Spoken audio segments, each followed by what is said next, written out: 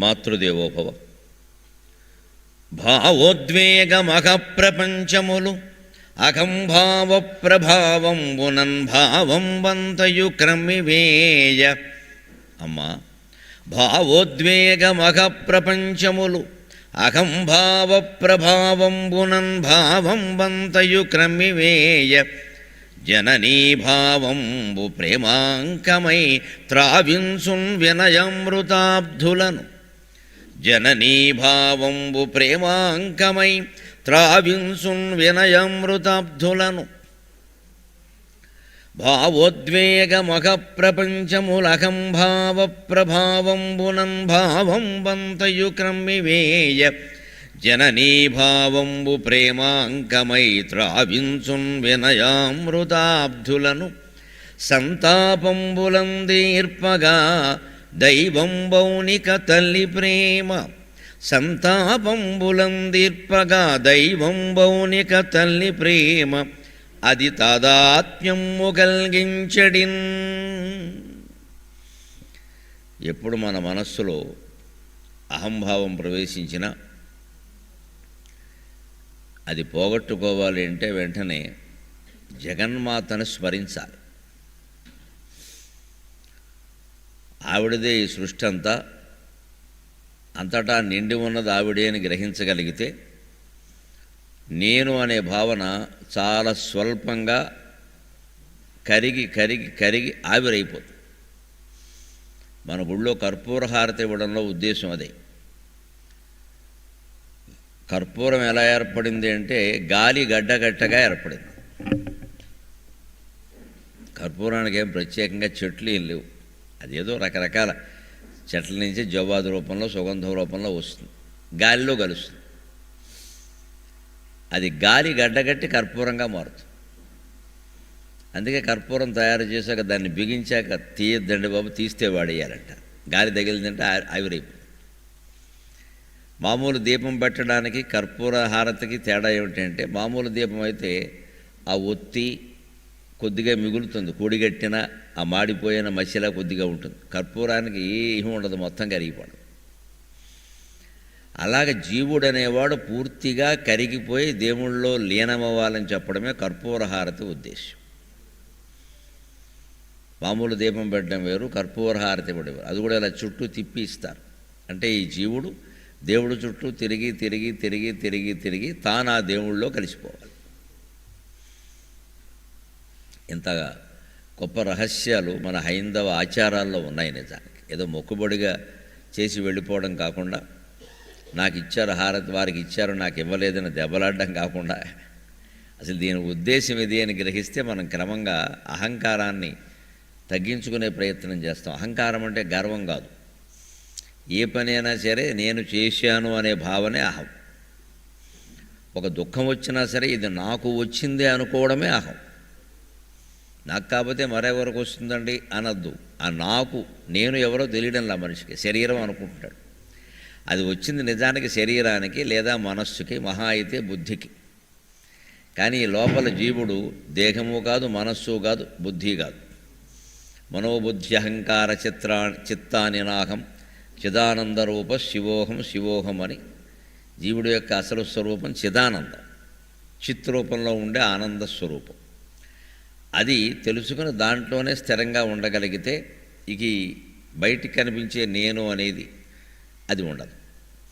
అది ఎప్పుడైనా కాస్త వస్తోంది అస్తమాను బయటికి, దానివల్ల చికాకులు వస్తున్నాయి మన మనస్సులో అంటే ఈ ప్రయత్నం చేయాలి. భావోద్వేగ మహాప్రపంచముల అహంభావ ప్రభావంబునన్ భావం వంతయు క్రమివేయ. ఎంతగా మనం భావోద్వేగాలకు లోనైతే అంతగా అహంభావం పైకి తన్నుతూ ఉంటుంది. మళ్ళీ అహంభావం కారణంగా భావోద్వేగాలు ఎక్కువ అవుతాయి, భావోద్వేగాల కారణంగా అహంభావం ఎక్కువ. పరస్పర పోషకాలు. అప్పుడు జగజ్జనని తలుచుకుంటే దాంతో నిర్మమ నిరహంకార నిశ్చింత నిరహంకార నిర్మోహ మోహనాశిని నిర్లోభ లోభనాశిని ఈ నామాల సరిగ్గా అర్థం తెలుసుకుంటే నిర్లేప నిర్మల నిత్య నిరాకార నిరాకుల నిర్గుణ నిష్కళ శాంత నిష్కామ నిరుపప్లవ ఈ నామాల యొక్క అర్థం అంతా అదే. అది తెలుసుకుంటే అహంభావం అనేది పోతుంది. పైగా సంతాపంబులందేర్పగా దైవం బౌనిక తల్లి ప్రేమ. మనస్సులో ఉండే అన్ని రకాల సంతాపాలని పోగొట్టడానికి జగన్మాత ప్రార్థనను మించింది లేదు. అది తాదాత్మ్యము కలిగించడిన్. అది జీవుడికి ఎప్పుడు తన్మయ భావాన్ని కలిగిస్తుంది. మనం ఏవో భౌతికమైన కొన్ని విషయాల్లో లీనమై ఆ ఆనందాలు పొందుతూ ఏదో ఇవాళ సుఖపడ్డాం, ఇవాళ ఆనందంగా ఉన్నాం, ఇంత ఆనందం ఎప్పుడూ పొందలేదు అని మనం అనుకుంటూ ఉంటాం. కానీ ఆత్మానందాన్ని మించినటువంటి ఆనందం లేదు. మనకు అనుభవానికి రాకపోయినా అనుభవం పొందిన పెద్దలందరూ చెప్పారు కాబట్టి మనం దాన్ని నమ్మాలి. మన అనుభవానికి వచ్చే వరకు ఉంటే ఈ జన్మకు రాదు, మోసపోతాం. దాన్ని నమ్మి వాళ్ళకు వచ్చింది నాకెందుకు రాదు అని ప్రయత్నం చేస్తే మనకి వస్తుంది. ఒకవేళ ఏదైనా కారణాంతరాల వల్ల ఈ జన్మలో దాన్ని పొందలేక మరణించినా వచ్చే జన్మలో అదే తాపత్రయంతో పుడతాడు. వాడికి ఇంకో తాపత్రయం అనేది ఉండదు. అది మనం గ్రహించగలిగితే చాలా బాగుంటుంది. ఇక ఈవేళ సాగర ఘోష 5వ అధ్యాయంలోకి ప్రవేశిస్తున్నాం. హైదరాబాద్ సాకేత్ హిందూ ధార్మిక సమాజ్ వారి ఆధ్వర్యంలో నడుస్తూ ఉన్న సాగర ఘోష 5వ అధ్యాయం సభకి మీకు అందరికీ స్వాగతం పలుకుతున్నాం. ఈరోజు పరమ పవిత్రమైన దినం, సుబ్రహ్మణ్య షష్ఠి కూడా కాబట్టి ఒక్కసారి గణపతి సంతోషించే విధంగా వాళ్ళ తమ్ముడు ప్రార్థన చేసుకుని మనం ముందుకెళ్దాం. అల్లాడించితి తల్లి గర్భమును,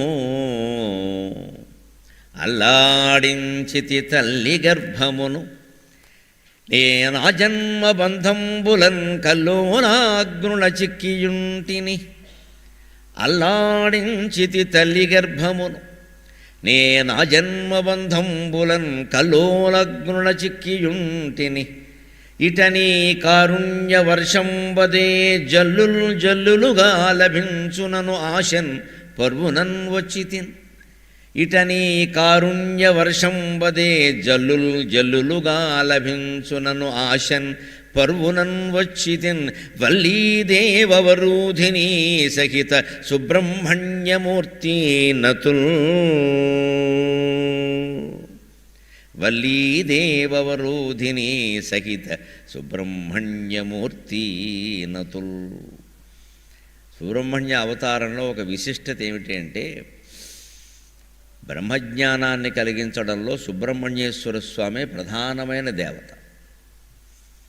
దురదృష్టం ఏమిటంటే, మనం పుట్ట దగ్గరికి వెళ్ళి సుబ్రహ్మణ్య స్వామి ఆలయానికి వెళ్ళి భౌతికమైన కోరికలే కోరతాం. పిల్లలు పుట్టాలని, ఉద్యోగాలు రావాలని, పెళ్ళిళ్ళు అవ్వాలని ఏవో కోరతాం. కానీ ఆయన అసలు ఉద్దేశం అది కాదు. బ్రహ్మణ్యో బ్రహ్మకృత్ బ్రహ్మ బ్రహ్మ బ్రహ్మ వివర్ధనక బ్రహ్మవిద్బ్రాహ్మణో బ్రహ్మీ బ్రహ్మజ్ఞో బ్రాహ్మణ ప్రియ. ఎక్కడవి నామాలు? విష్ణు సహస్రంలో. ఈ బ్రహ్మణ్యో బ్రహ్మకృత్ అన్నిటికీ సు చేర్చండి. సుబ్రహ్మణ్యో సుబ్రహ్మకృత్ సుబ్రహ్మ సుబ్రహ్మ వివర్ధనక సుబ్రహ్మవిత్ సుబ్రహ్మీ సుబ్రహ్మణ్యో ఇలా వస్తుంది. అంటే సు చేరిస్తే అది సుబ్రహ్మణ్యం అయింది. అక్కడ బ్రహ్మ బ్రహ్మణ్యుడు బ్రహ్మకృత్ బ్రహ్మ వివర్ధనక బ్రహ్మి బ్రాహ్మి అని చెప్పినవన్నీ సు అనేది చేరిస్తే సుబ్రహ్మణ్యుడు అయ్యాడు. సుబ్రహ్మణ్య స్వామి బ్రహ్మజ్ఞానాన్ని ఇస్తాడు. అందుకే ఆయనకి 6 ముఖాలు ఉంటాయి. 6 ముఖాలు ఎందుకు అంటే, పౌరాణికంగా మనకి కృత్తికా నక్షత్రం ద్వారా వచ్చినటువంటి సంతానం కాబట్టి కృత్తిక 6 ముఖాలుగా ఉంటుంది కాబట్టి ఆయన 6 ముఖాలు ఉంటాయి. 6 ముఖాలతోనూ కృత్తికా నక్షత్రం నుంచి వచ్చేటువంటి కాంతిని సేవించాడు. పాలు కాదు, పాలు అనేది మనకు మామూలుగా అర్థం కావడం కోసం చెబుతారు. 6 ముఖాలతో తల్లి పాలు తాగాడు. కృత్తికా నక్షత్రం 6 భాగాలుగా మారి పోషణ శక్తిని కలిగించింది. నక్షత్ర కాంతి ఏది రెల్లు దుబ్బుల్లో ఉన్నటువంటి సుబ్రహ్మణ్య స్వామి కుమారస్వామికి కృత్తికా నక్షత్రం 6 భాగాలుగా మారి పోషకాహారాన్ని అందించింది. ఆ 6 భాగాలుగా మారిన కాంతిని అందుకోవడానికి ఈయన 6 ముఖాలు ధరించాడు. అందుకని షణ్ముఖస్వామి షణ్ముఖస్వామి అంటారు.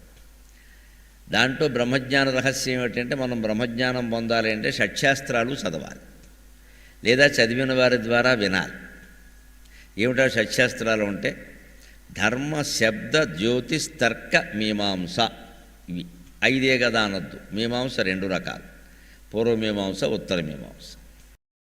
ధర్మశాస్త్రం, శబ్దశాస్త్రం అంటే వ్యాకరణ శాస్త్రం, జ్యోతిష్ శాస్త్రం, తర్కశాస్త్రం, పూర్వమీమాంస ఉత్తర మీమాంస.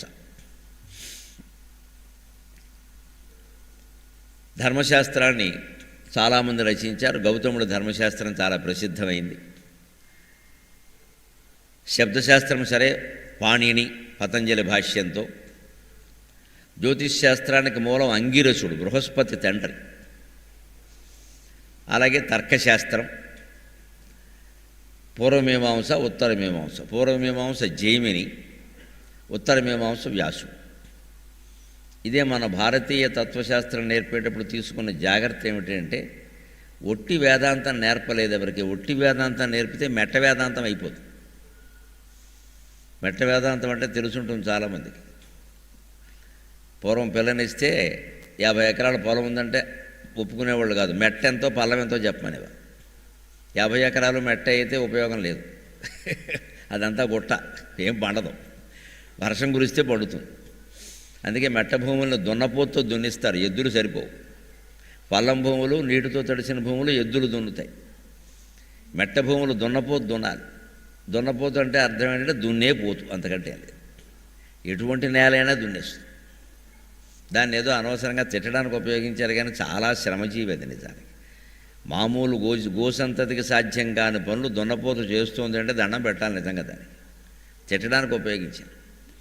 పైగా అదేదో కాస్త మొండిగా ఉంటుంది. మరి అంత మొండిగా ఉండకపోతే బండగా కూడా లాగలేదు అది. దాని మొండితనమే దానికి రక్ష. అందుకని పూర్వం అడిగేవారు, ఈ మెట్ట వేదాంతం ఎందుకు వచ్చింది అంటే, ఎలాగూ పండదు కాబట్టి మాకు దాంతో పనేమి లేదండి, మాకు వేరే ఆధారాలు ఉన్నాయని చెప్పి పిల్లనిమ్మని అడిగేవారు. అలా కుదరదండి, మీకు మెట్టే ఉంటే మేము విజయమనేవారు. అంటే ఎలాగూ పండదు కాబట్టి మాకేమీ అక్కర్లేదని చెప్పడం ఉంది. ఇది మెట్ట వేదాంతం. అంటే 80 ఏళ్ళు వచ్చాక, అవి కూడా దాటాక, ఇంక అన్నీ అయిపోయాక, పళ్ళన్నీ ఊడిపోయాక, అన్ని ముడతలు పిడతలు పడిపోయాక, ఏమిటో ఈ మధ్య భగవంతుడి మీద తప్ప మనస్సు నిలవలేదని ఇంక దేని మీద నిలుస్తుంది కనుక ఇది మెట్ట వేదాంతం. ఆ వేదాంతం 50 ఏళ్లకే వస్తే గట్టి వేదాంతం.